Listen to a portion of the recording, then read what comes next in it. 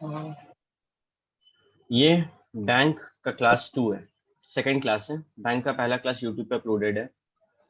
इसमें we are talking about central bank. What is central bank?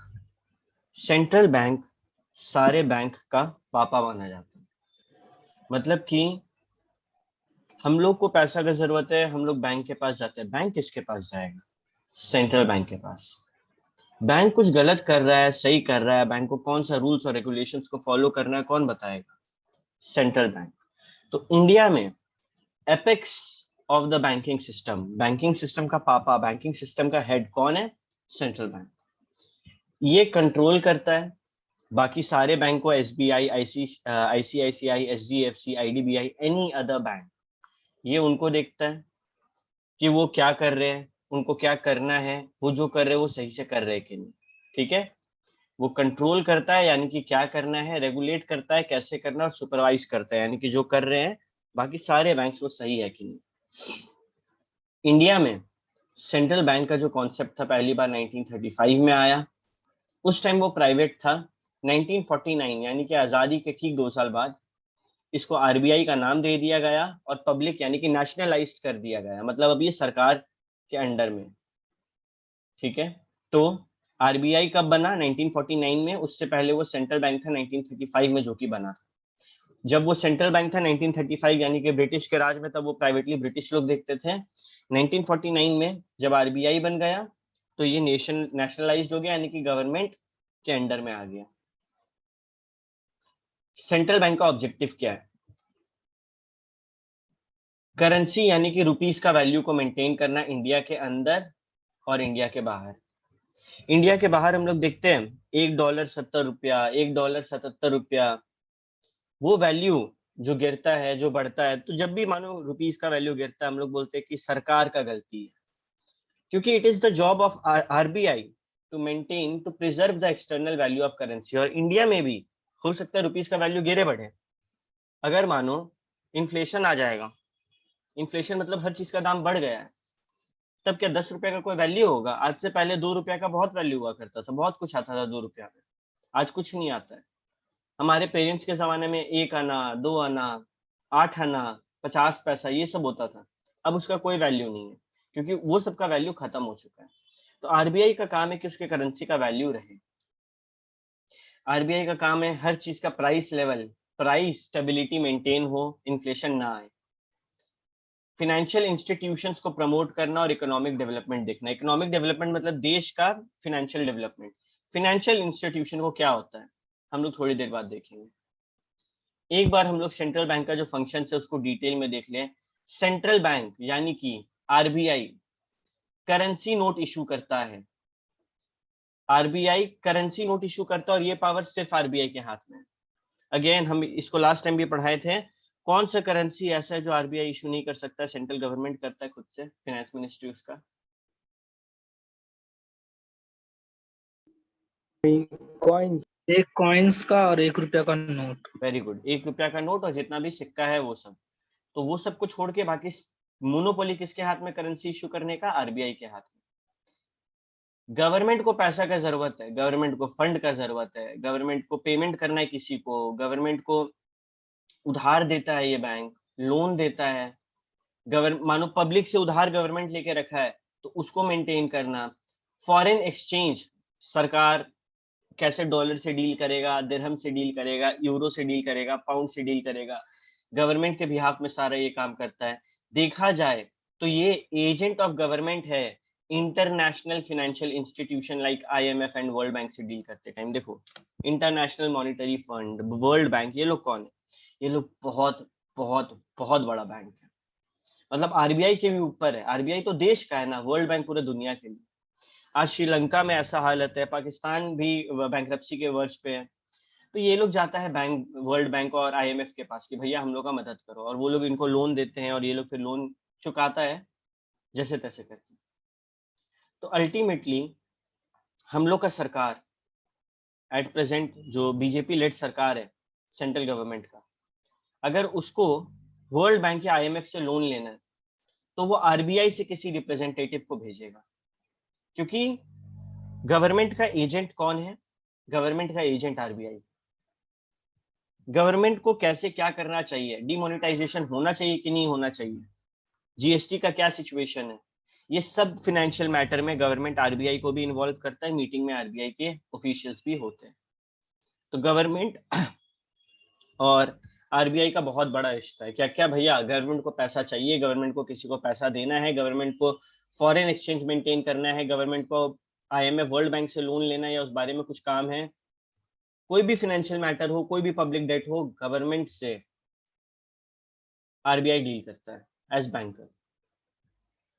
उसके बाद देखो, पहला नोट इशू करता है, दूसरा गवर्नमेंट का मदद करता है, तीसरा बैंकर्स बैंक।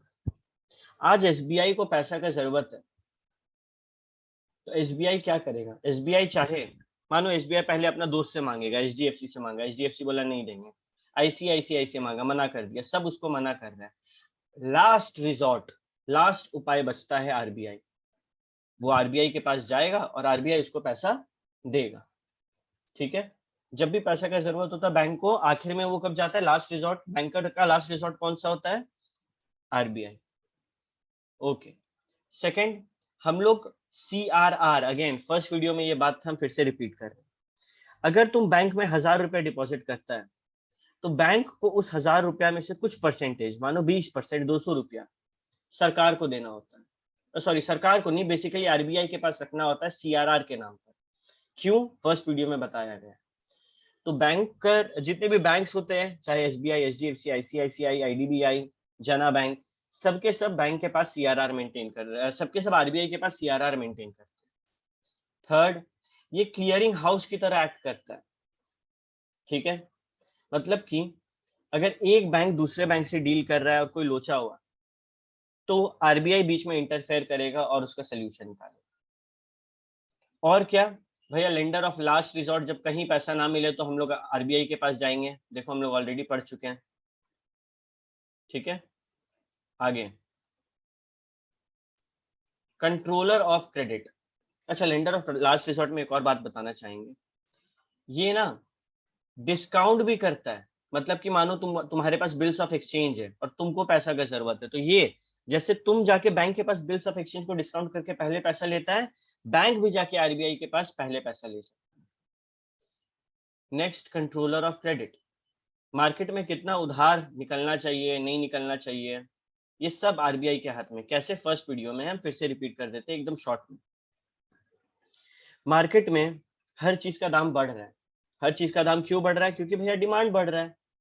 तो अब क्या करे, आरबीआई बोलेगा सुनो, सारे बैंक को बोलेगा नया रूल, तुम लोग लोन का रेट बढ़ा दो। जब लोन का रेट बढ़ जाएगा, कस्टमर जो है, नॉर्मल पब्लिक, ह्यूमन बीइंग, वो लोग उधार लेगा नहीं, और वो लोग उधार नहीं लेगा, वो लोग के पास पैसा होगा नहीं खर्चा करने को। तो ये सेंट्रल बैंक के पास पावर है कि लोन का रेट को बढ़ा के और घटा के वो मार्केट में जो उधार का स्पीड है उसको फ्लक्चुएट कर सके। और custodian of foreign exchange reserve, foreign exchange, मानो तुम जाता है, मानो तुमको पैसा की जरूरत है, तुम कैनरा बैंक के पास गया, उसको डॉलर दिया, वो तुमको कैश दे दिया, वो डॉलर कैनरा बैंक कहाँ देगा, आरबीआई को देगा, और आरबीआई से कैश ले लेगा। अल्टीमेटली जितना भी फॉरेन करेंसी है, सब का सब आरबीआई रेगुलेट करता है। भैया, सेंट्रल बैंक और बाकी बैंक्स में क्या अंतर है, जमीन आसमान, जमीन आसमान का अंतर है। सेंट्रल बैंक सुप्रीम है, सबसे ऊपर। कमर्शियल बैंक ऐसा कुछ नहीं है, कोई अथॉरिटी नहीं है उसके हाथ।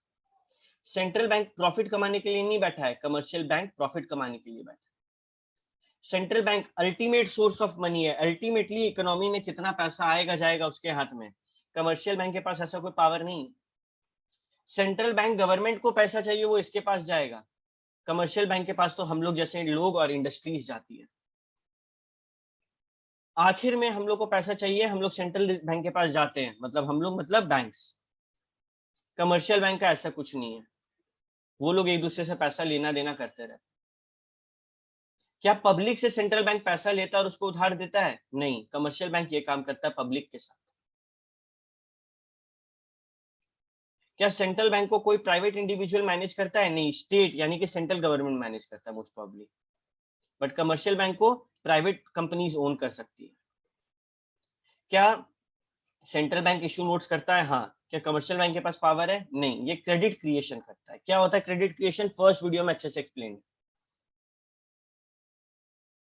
सेंट्रल बैंक कितना कैश मनी इशू करेगा कैसे देखता है? गोल्ड और फॉरेन रिजर्व को ध्यान में रखते हुए। कमर्शियल बैंक कितना लोन देगा कैसे देखता है? जितना उसके पास डिपॉजिट आया उस हिसाब से। ये बेसिक डिफरेंस है। क्या तुम लोग को ये डिफरेंस क्लियर है? फटाफट यो मैसेज करो, कोई भी दिक्कत है तो बताओ मेरे को।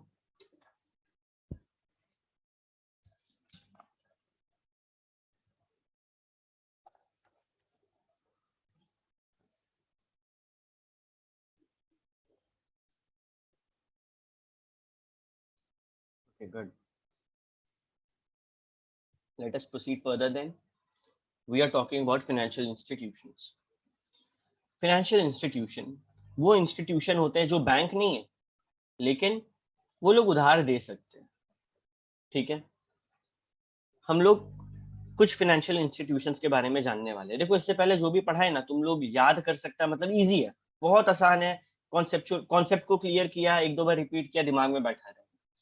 लेकिन अब हम लोग जो पढ़ने जा रहे हैं उसमें डेट है, ईयर है, फुल फॉर्म है, तो हम लोग को वो सब रटना पड़ेगा। तो ये रटने वाला हिस्सा है थोड़ा। ठीक है, आओ। IFCI 1948 में बना, 1 जुलाई 1948 को। भैया 1 जुलाई हम लोग कैसे याद रखेंगे? 1 जुलाई डॉक्टर्स डे है, 1 जुलाई CA डे है, ये बोल के याद रहेगा। तुम लोग का एग्जाम जुलाई में है और IFCI भी जुलाई में बना था, ऐसे बोल के फिलहाल के लिए तुम लोग याद रख सकते हो। इसका काम क्या है? जितना भी इंडस्ट्रीज है उसको लोन देना, medium and long term. Short term loan में ये लोग डील नहीं करते, इसीलिए इसका नाम क्या है? ये किसको लोन देता है? इंडस्ट्री को। तो इसका नाम क्या है? Industrial finance corporation of India. ये लोन्स देता है 25-25 साल तक।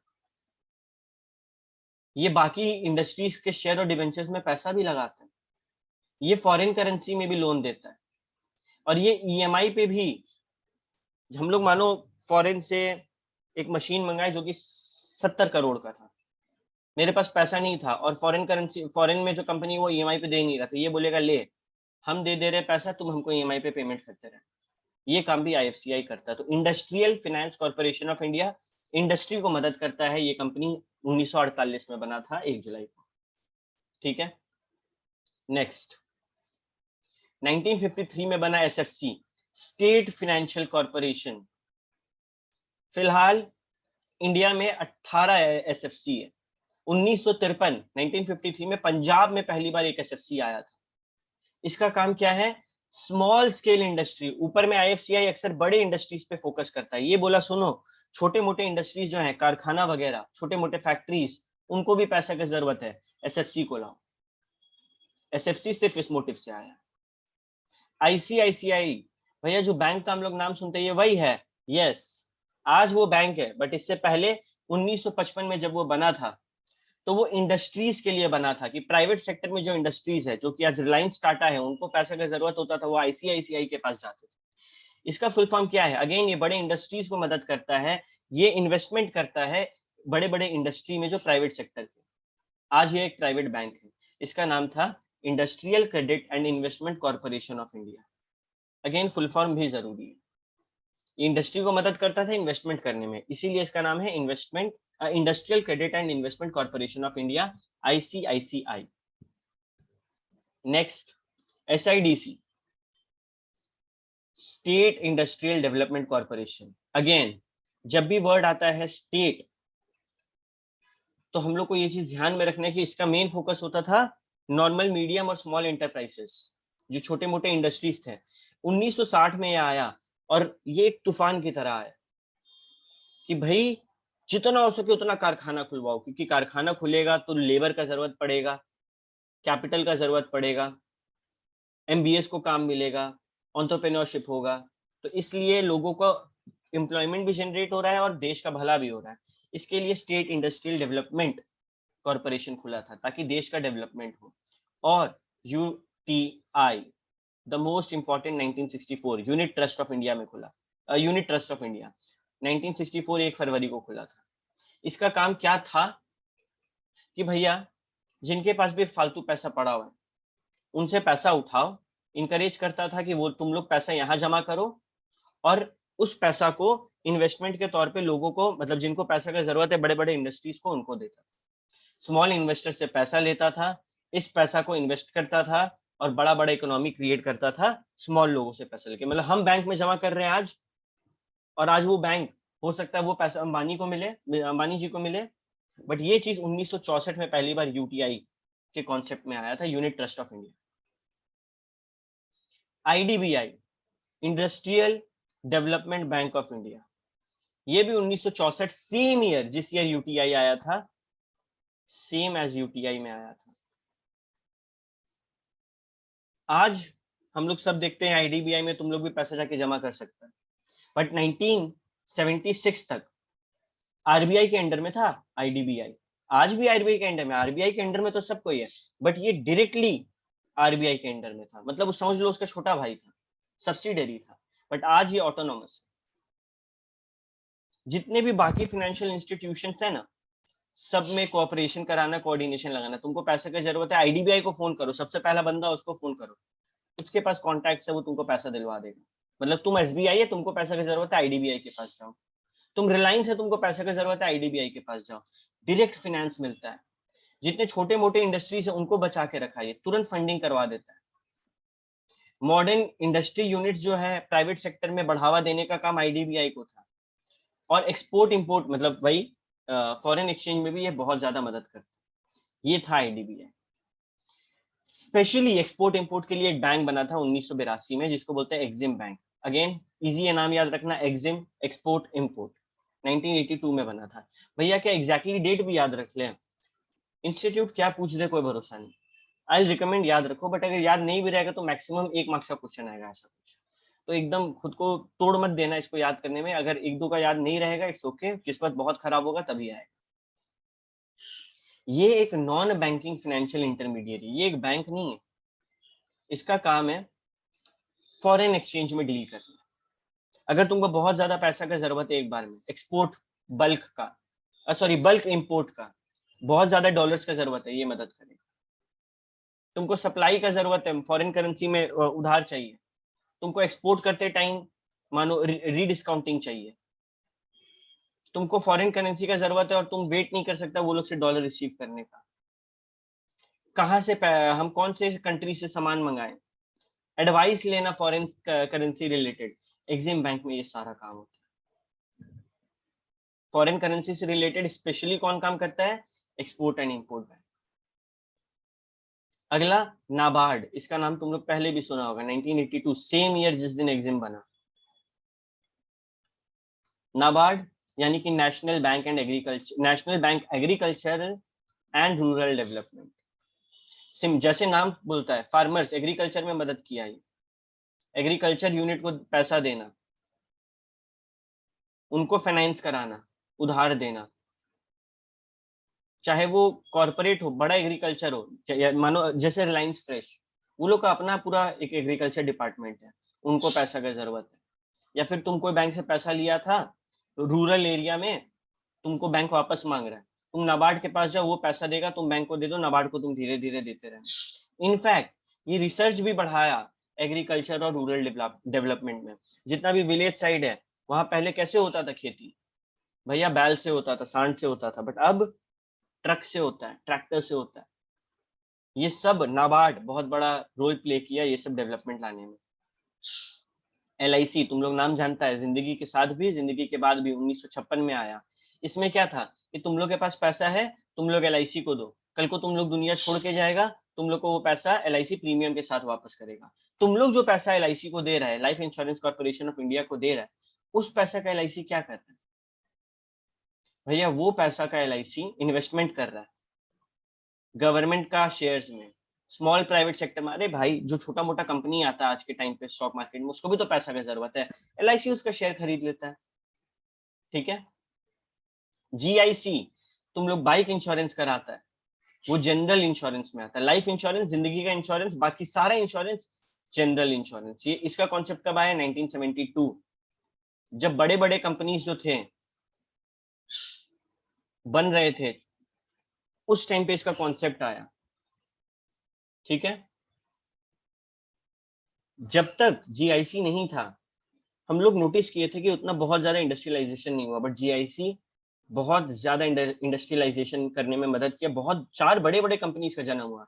NIC national insurance company, NIAC new India assurance company, oriental fire and general insurance company, united India fire and general insurance company. ये जो 4 कंपनीज हैं ये जीआईसी के अंडर में बनी। इसका मेन काम क्या है कि भैया अगर किसी को, मानिए आपका बाइक है, आपका बाइक का इंश्योरेंस हो रहा है, आप उसको पैसा दिए, अगर 3 साल में आपका बाइक टूटा तो वो पैसा, वो कंपनी का काम है बाइक बनवाना, बाइक चोरी हुआ कंपनी का काम है बाइक वापस दिलवाना। बट अगर नहीं हुआ तो आप जो पैसा दिए वो खत्म, वो आपको वापस नहीं मिलेगा। तो इससे आपका भी भला हुआ, उसका भी भला हुआ। वो जो पैसा उधार लिया है वो आगे मदद करेगा देश का डेवलपमेंट में। तो इसीलिए तुम लोग देखेगा कभी कभी ट्रैफिक पुलिस पकड़ते तो बोलते हैं इंश्योरेंस कहाँ है, क्योंकि तुम्हारे लिए कंपलसरी इंश्योरेंस कराना ये देश का डेवलपमेंट में और तुम्हारा सेफ्टी दोनों के लिए जरूरी है। सेबी 1988 में बना, स्टॉक मार्केट का डैडी है ये। 1992 में इसको इज्जत मिला, स्टैट्यूटरी रिकॉग्निशन मिला। सेबी का काम क्या है? स्टॉक मार्केट, डिवेंचर मार्केट, ये सब पे ध्यान देना। एडीबी एशियन डेवलपमेंट बैंक 1966 में बना। क्या काम था? सोशियो और इकोनॉमिक प्रोग्रेस, मतलब कि देश का, दुनिया का भला करना। एशियन डेवलपमेंट बैंक यानी कि सिर्फ ये इंडिया का नहीं है, इसका इनफैक्ट हेडक्वार्टर फिलीपींस में। एशिया के लिए, एशिया में किसी भी कंट्री को पैसा का जरूरत होता है एशियन डेवलपमेंट बैंक के पास जाओ। आईएमएफ, ये तो पूरा दुनिया, 1947 जिस साल हम लोग को आजादी मिला उस साल ये बना। एक ब्रेटन वुड कॉन्फ्रेंस हुआ था उसमें इसका निर्माण हुआ। इसका मतलब क्या है भैया? जब किसी भी देश को पैसा का जरूरत होता है वो वर्ल्ड बैंक और आईएमएफ के पास जाता है। तुम्हारे पास डॉलर का कमी है, तुम आईएमएफ से मदद मांगो, बट तुमको इसमें मेंबरशिप चाहिए होगा। ठीक है, okay. Quota, it is the membership contribution जो तुमको चाहिए होगा। किसमें होता है ये? नेशनल इनकम और इंटरनल ट्रेड देखकर होता है। गोल्ड चाहिए लोगों को 25%, डोमेस्टिक करेंसी का 75%। इस तरीके से ये लोग डील करता है। अगेन ये उतना तुम लोग के लिए इंपॉर्टेंट नहीं है। एक्सचेंज, मतलब ये चीज समझना इंपॉर्टेंट नहीं है। अगेन इंस्टीट्यूट पूछ अपने किताब से कुछ भी सकता है, हाँ इसके पीछे का कॉन्सेप्ट नहीं पूछेगा। एक्सचेंज रेट, आईएमएफ के अंदर में एक्सचेंज रेट क्या होता है? देखो अक्सर आईएमएफ जब डील करता है तो बोलेगा कितना डॉलर दिया, $1 का दाम कितना है तुम्हारा करेंसी में, या फिर गोल्ड। आईएमएफ ये 2 चीज में डील करता है, डॉलर और गोल्ड। डॉलर क्या है? वर्ल्ड का प्रेजेंटली सबसे स्ट्रॉन्ग करेंसी कौन सा है? डॉलर है। और गोल्ड एक मुद्रा है जो अक्सर हम लोग बहुत पुराने टाइम से यूज करते आ रहे हैं। तो आईएमएफ यही 2 चीज में डील करता है। तुम रुपया देगा आईएमएफ को, आईएमएफ बोलेगा नहीं भाई डॉलर में बात करो हमसे, रुपया में नहीं समझ आ रहा। ठीक है। स्पेशल ड्राइंग राइट्स 1966 में इसका निर्माण हुआ। ये एक स्पेशल करेंसी है जो आईएमएफ इशू किया था। अगेन देखो हम लोग देख रहे हैं सब में नंबर है, नंबर 13, यहाँ पे नंबर 14 क्यों नहीं है? क्योंकि ये आईएमएफ के अंदर में ही रिलीज हुआ था। क्यों? अगर गोल्ड का शॉर्टेज हो रहा है पूरा इकोनॉमी में तब इसका इस्तेमाल किया जाएगा, और गोल्ड का स्मगलिंग ना हो इसके लिए एसडीआर आया। एसडीआर क्या है? ये बस कूपन है, गोल्ड की जगह इसका इस्तेमाल होता है, पेपर गोल्ड भी बोलते हैं इसको लोग। ठीक है। अगला वर्ल्ड बैंक, अगेन 1947 में जब अपना आईएमएफ हुआ उसी में वर्ल्ड बैंक भी आया था। ब्रेटन वुड कॉन्फ्रेंस जो हुआ था उसी में वर्ल्ड बैंक भी आया था। इसका काम क्या है? जितने भी कंट्रीज हैं जब उनको सेकेंड वर्ल्ड वॉर के बाद पैसा का जरूरत था, बढ़ने के लिए जरूरत था, तब वर्ल्ड बैंक मदद किया। और वर्ल्ड बैंक का असली नाम क्या है? IBRD, international bank for reconstruction and development, क्योंकि इसका जन्म ही हुआ था सेकेंड वर्ल्ड वॉर के बाद। जो जितने भी कंट्रीज में नुकसान हुआ है इतना ज्यादा नुकसान को ओवरकम करने के लिए।